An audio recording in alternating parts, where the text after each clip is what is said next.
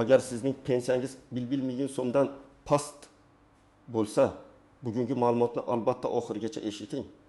Chunki ko'pchilik odamlar o'ziga tegishli bo'lgan qo'shimcha pulni qayta hisoblash imkoniyatini yoki hujjatdagi xatoni bilmagani uchun oyma-oy kompensiya olib yuradi.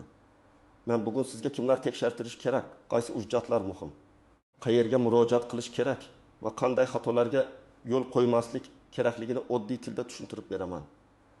Bu ma'lumot ayniqsa pensiyasi 1 million so'mdan kam bo'lgan onaxonlar, otaxonlar, boquvchisini yo'qotganlar, nogironligi bo'yicha pensiya oluvchilar va mehnat staji to'liq hisoblanmagan fuqarolar uchun juda muhim.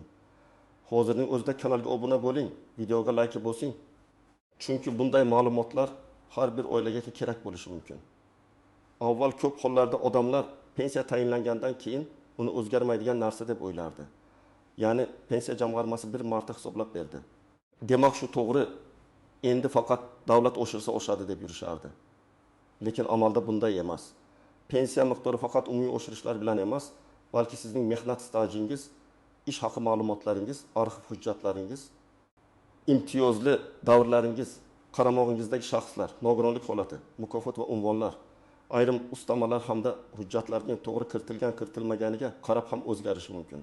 Hozir eng katta o'zgarish shundaki, ko'p ma'lumotlar elektron tizimlarda tekshirilmoqda, lekin eski yillardagi ish staji, kolxoz, sovxoz, zavod, qurilish tashkiloti, tuman bo'limlari, maktab, bog'cha, shifoxona, korxona arxivlari har doim ham to'liq raqamlashtirilmagan bo'ladi. Ayniqsa 1990 yillar, undan oldingi davrlar yoki tashkilot nomi bir necha marta o'zgargan holatlarda ma'lumotlar yo'qolgan. Noto'g'ri yozilgan yoki umuman kiritilmagan bo'lishi mumkin. Natijada fuqaro 3 yil ishlagan bo'lsa ham tizimda 22 yil ko'rinadi. Yoki ayol kishi bolali bo'lgan davri, mehnat daftarchasidagi ayrim yozuvlar. Ish haqi bo'yicha eng foydali yillar hisobga olinmay qoladi.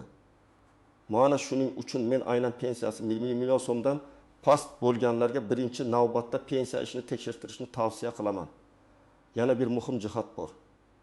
Odamlar ko'pincha mening pensiyam kam, demak men shunaqa olarkanman deb ko'nikib qoladi. Lekin kam pensiya har doim ham faqat kam staj yoki kam maosh sababli bo'lmaydi. Ba'zan bitta hujjat yetishmaydi. Bitta davr tasdiqlanmagan bo'ladi. Bitta arxiv ma'lumoti topilmagan bo'ladi. Natijada oyga 100 ming, 200 ming, ayrim hollarda undan ham ko'proq farq chiqishi mumkin. Bu pul kichik ko'rinishi mumkin, lekin yiliga hisoblasak 200 ming so'm oyiga 2 million 400 ming so'm bo'ladi. Pensiya yoshdagi odam uchun bu dori-darmon, kommunal to'lov, oziq-ovqat yoki nevaralarga yordam degani. Birinchi navbatda pensiyasi 1 million so'mdan past bo'lgan har bir fuqaro o'z pensiya hujjatlarini tekshirtirishi kerak. Men bu yerda faqat yoshga doir pensiyani nazarda tutmayapman. Nogironlik pensiyasi, boquvchisini yo'qotganlik pensiyasi, ijtimoiy nafaqa va boshqa to'lovlar bo'yicha ham holatni alohida ko'rish kerak. Chunki har bir turdagi to'lovda alohida shartlar, alohida ustamalar, alohida hujjatlar bo'lishi mumkin. Masalan, bir otaxon 35 yil ishlagan, lekin pensiyasi 900 ming so'm atrofida. U mening ish haqim kam bo'lgan, shuning uchun shunaqa deb yuradi. Tekshirilganda ma'lum bo'ladiki, uning 1995-yildan 1992 yilgacha bo'lgan davri mehnat daftarchasida bor. Lekin tashkilot muhri noaniq arxivdan tasdiqlovchi ma'lumot olinmagan. Shu davr to'liq tasdiqlansa, uning umumiy staji oshadi va pensiya qayta hisoblanishi mumkin. Bitta davrni tiklash ba'zan katta farq beradi. Yana bir misol. Ayol kishi maktabda farrosh, keyin oshxonada ishchi, keyin bog'chada yordamchi tarbiyachi bo'lib ishlagan. Pensiya tayinlanganda mehnat daftarchasidagi barcha yozuvlar kiritilgan. Lekin ayrim davrlar bo'yicha ish haqi ma'lumotlari olinmagan.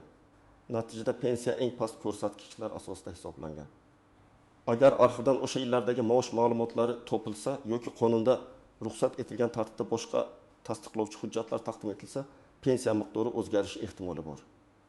Men bunday vaziyatlarda odamga avval hujjatni ko'raylik, keyin xulosa qilamiz deyman. Chunki har bir pensiya ishi alohida hisob-kitob talab qiladi. Uchinchi holat, boquvchisini yo'qotgan oilalar. Ba'zan vafot etgan insonning ish staji, maosh yoki bolalar soni to'g'ri aks ettirilmagan bo'ladi. Masalan, ona 2 farzandi bilan qolgan. Lekin hujjatda faqat bitta farzand ko'rsatilgan yoki bir farzandning o'qiyotgani haqidagi ma'lumot vaqtida topshirilmagan. bu holatda to'lov miqdori o'zgarishi mumkin. Shuning uchun farzand 18 yoshdan oshgan bo'lsa ham, agar kunduzgi ta'limda o'qiyotgan bo'lsa, bu haqda pensiya jamg'armasiga ma'lumot berish kerak bo'ladi. Lekin bu ham avtomatik bo'lmasligi mumkin. Fuqaroning o'zi faol bo'lishi kerak. 4-holat. Nogironligi bo'yicha pensiya yoki nafaqa oluvchilar.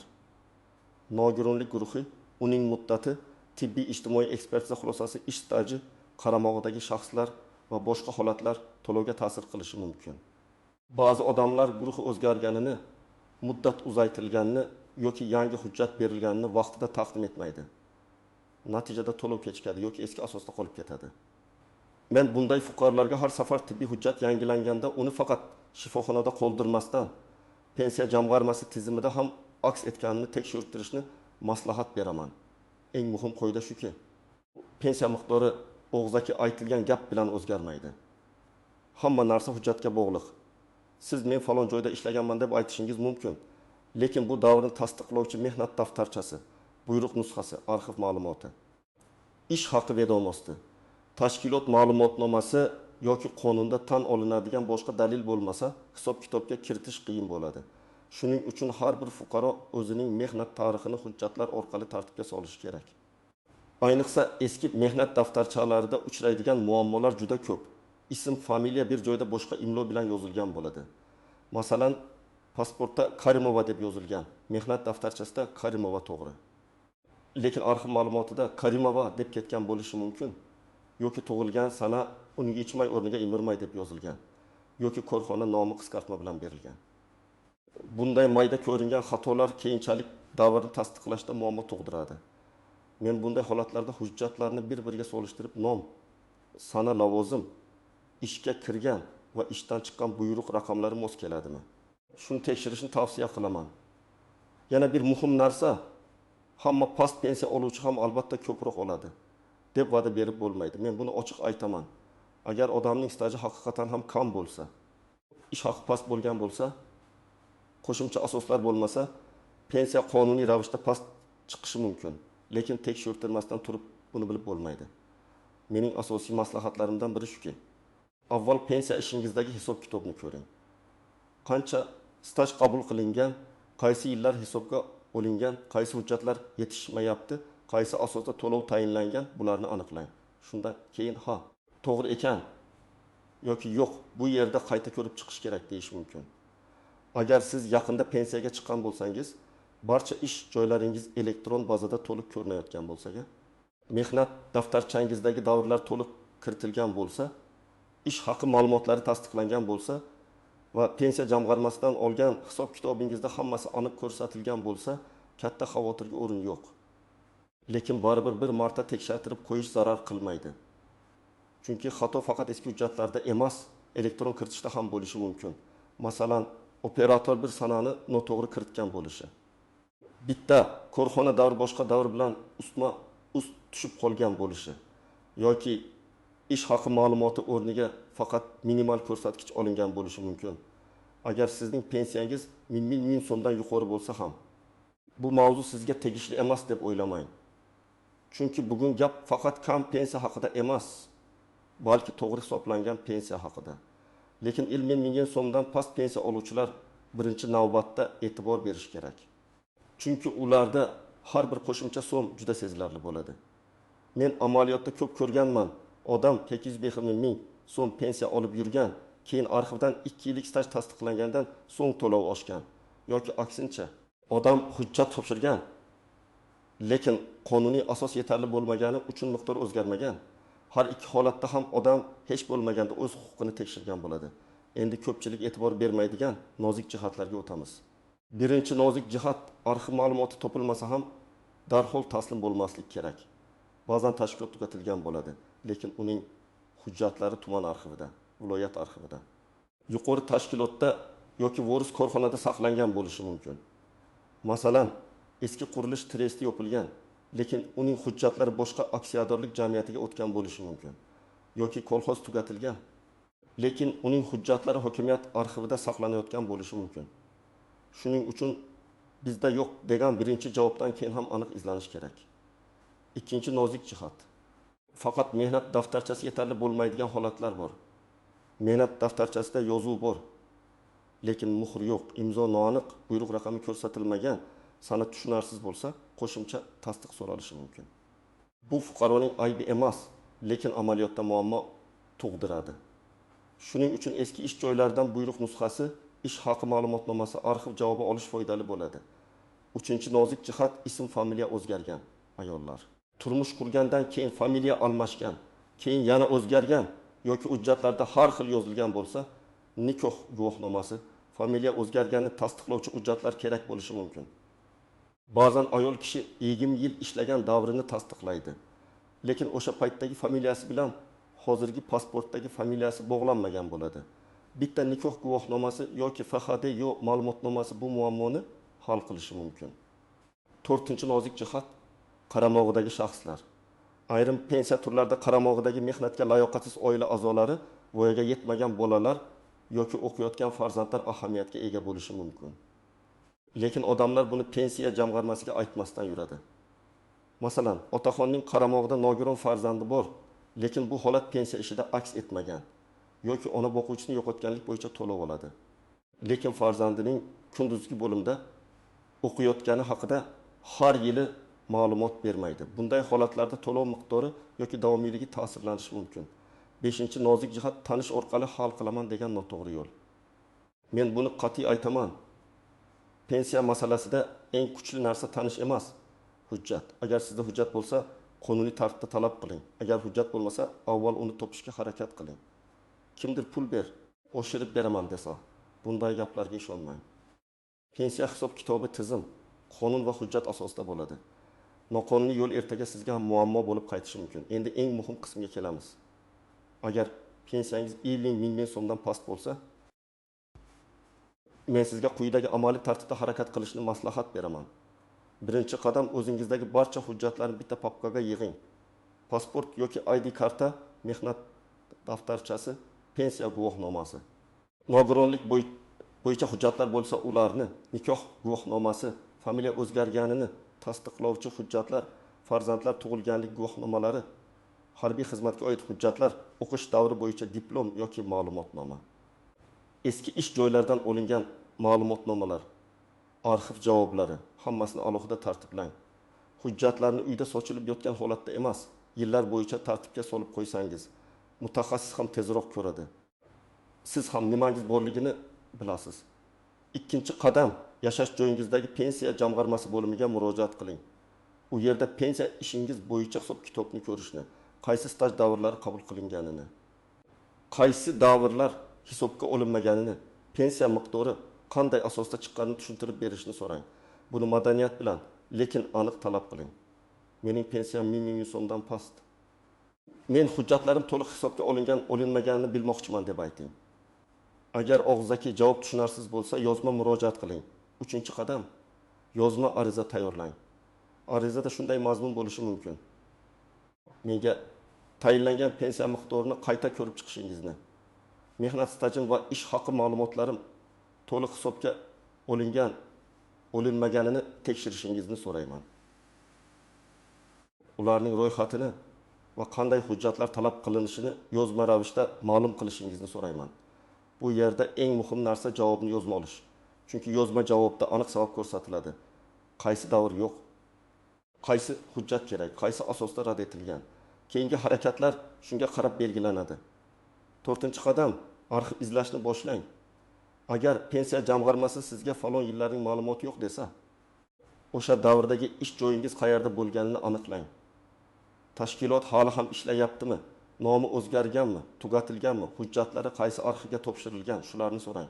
Tuman arxivi, viloyat arxivi. Sobiq tashkilotning vorisi tegishli vazirlik yoki boshqarma orqali ma'lumot qidiring.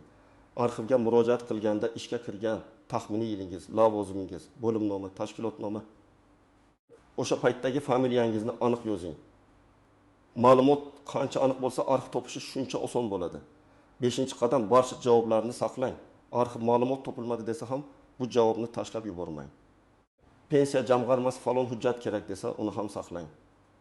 Keyinchalik shikoyat qilish, yuqori tashkilotga murojaat qilish yoki sud orqali huquqni tiklash kerak bo'lsa, aynan shu yozma javoblar dalil bo'ladi.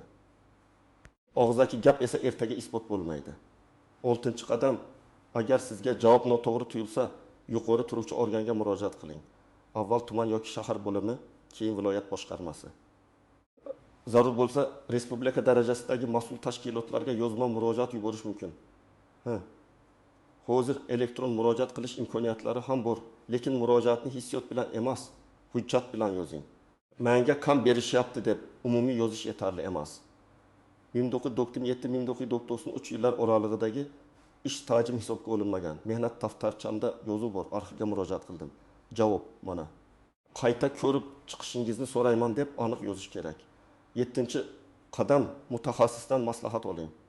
Agar ish murakkab bo'lsa, ya'ni hujjatlarda ism familiya farqi bo'lsa, arxiv hujjati topilmasa, pensiya qayta hisoblash rad etilsa yoki katta davr hisobga olinmagan bo'lsa, huquqshunos yoki pensiya masalalarini yaxshi biladigan mutaxassis bilan maslahatlashish foydali. Lekin maslahat olishdan oldin hujjatlaringizni tartibga soling. Mutaxassis ham hujjatsiz aniq xulosa bera olmaydi. Endi tasavvur qiling, opa 32 yoshda pensiyasi 790 ming so'm. U 1979-yildan 1995 yilgacha tikuvchilik fabrikasida ishlagan, keyin bolalariga qaragan, keyin bozorda norasmiy savdo qilgan. Pensiya tayinlanganda fabrikadagi davrning faqat 8 yili tasdiqlangan. Qolgan yillar bo'yicha arxiv ma'lumot so'ralmagan. Agar o'sha fabrikaning arxiv hujjatlarini topib, ishga qabul qilish va ishdan bo'shatish buyruqlarini yoki ish haqi ma'lumotlarini olsa, pensiyasi qayta hisoblanishi mumkin. Bu yerda asosiy dars shuki, eski ish joyi yo'q bo'lib ketgan bo'lsa ham, uning hujjatlari butunlay yo'q degani emas. Yana bir misol, aka 65 yoshda pensiyasi 9 ming so'm. U harbiy xizmatda bo'lgan, keyin zavodda ishlagan, keyin boshqa korxonaga o'tgan. Harbiy xizmat davri hujjatlarda ko'rsatilmagan. Harbiy bilet yoki tegishli ma'lumotnoma orqali bu davr tasdiqlansa, umumiy stajga ta'sir qilishi mumkin. Bu ham har bir holatda alohida ko'riladi, lekin tekshirishga arziydi. 3-misol, ona boquvchisini yo'qotganlik to'lov oladi. Farzandi kollej yoki oliy ta'limning kunduzgi bo'limida o'qiydi, lekin o'qish haqida ma'lumotnoma topshirilmagan. Natijada to'lov to'xtashi yoki kam hisoblanishi mumkin. Bunday vaziyatda har o'quv yili boshida ta'lim muassasasidan ma'lumotnoma olib, tegishli bo'limga topshirish kerak. O'zi biladi-ku deb kutish to'g'ri emas.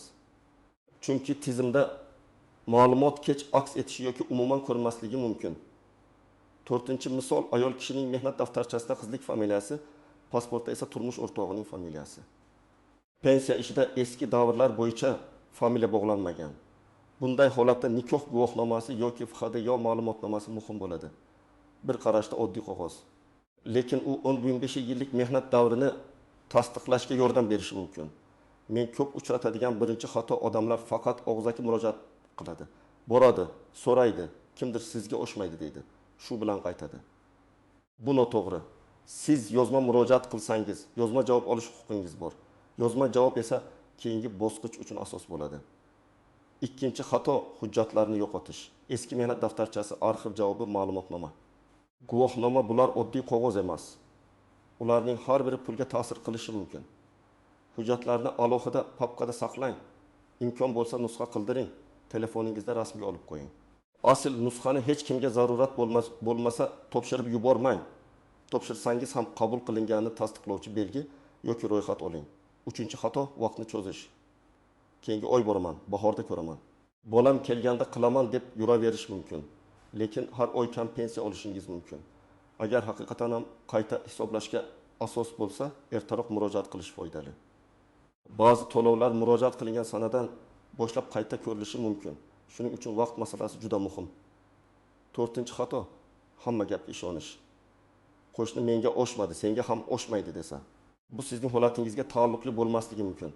Har bir odamning staji, maoshi, hujjati, oilaviy holati, pensiya turi boshqa. Shuning uchun umumiy mish-mish bilan emas, o'z hujjatingiz bilan ish tuting. Demak, pensiyangiz 1 ming so'mdan past bo'lsa, eng avvalo uni taqdir deb qabul qilib o'tirmang. Men sizga aniq aytaman. Pensiya ishingizni tekshirtiring. Stajingiz to'liq kiritilganmi? Ish haqi ma'lumotlaringiz hisobga olinganmi? Arxiv hujjatlari yetarlimi? Familiya va sanalarda xato yo'qmi? Qaramog'ingizdagi shaxslar to'g'ri ko'rsatilganmi? Bularni birma-bir aniqlang. Hammasi to'g'ri bo'lsa, hech bo'lmasa xotirjam bo'lasiz. Xato yoki yetishmagan hujjat topilsa, pensiyangizni oshirish yoki qayta hisoblatish imkoniyati paydo bo'ladi. Bugun aytganlarimning eng asosiy mazmuni shuki, kam pensiya olgan odam jim yurmasligi kerak, hujjatni yig'ish kerak. Yozma murojaat qilish kerak, arxini qidirish kerak, javoblarni saqlash kerak va kerak bo'lsa yuqori tashkilotga murojaat qilish kerak. Bu ish bir kunda bitmasligi mumkin, lekin natija chiqsa, u sizga har oy foyda keltiradi. Agar siz yoki yaqinlaringiz 1000 so'mdan past pensiya olayotgan bo'lsa, kommentariyada yozing. Pensiya turi qanday? Qancha staj bor? Qaysi hujjatlar yetishmayapti deb o'ylaysiz? Men keyingi videolarda eng ko'p uchraydigan savollarni alohida tushuntirib beraman. Videoga like bosing, kanalga obuna bo'ling va bu ma'lumotni ota-onangizga, qarindoshlaringizga, qo'shnilaringizga yuboring. Chunki bitta to'g'ri hujjat, bitta yozma murojaat yoki bitta arxiv javobi insonning har oylik daromadiga real ta'sir qilishi mumkin.